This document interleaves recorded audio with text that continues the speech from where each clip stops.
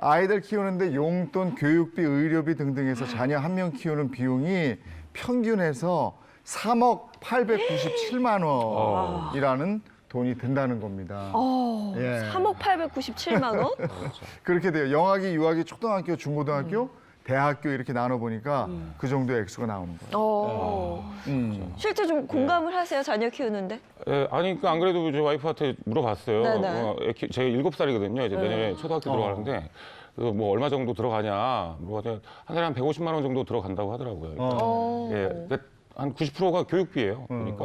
아니 점점 전에는 뭐 고등학교 이때 돈 많이 들고 대학 때 많이 들었는데 이게 영유아기로 내려왔어요. 예. 그렇죠. 요즘 그런 애들 얼마나 뭘 하는 게 많은지 말이죠. 예. 정말 많이 들고 앞서 목표 보셨다시피 자녀 키우는 평균 비용이 거의 4억 가까이 정말 큰 돈이죠. 그래도 내 자식 한번 잘 키워보겠다고 노후도 포기하시고 이렇게 뒷바라지를 하시는데 간혹 이런 경우들이 있다고 해요. 나중에 나이 들어서 자녀들이 모른 채 하는 거죠. 나 몰라라 하는 경우들이 있어서 이것도 참 문제가 되고 있다고 합니다. 예, 맞습니다. 예, 그래서 제가 자식들의 그 냉대로 고민하는 한 부모님의 사연을 좀 준비를 했어요. 네. 안녕하세요. 저는 80대 노인입니다. 요즘 아들과 며느리의 냉대로 도저히 살 수가 없습니다. 며느리에게 한 달 용돈으로 10만 원을 달라고 했지만 한 푼도 주지 않습니다. 작년부터는 건강이 좋지 않아 그나마 노인 일자리 사업에 참여해서 받았던 월 20만 원도 없습니다. 용돈이 없어 호라비 고통이 이만저만이 아닙니다.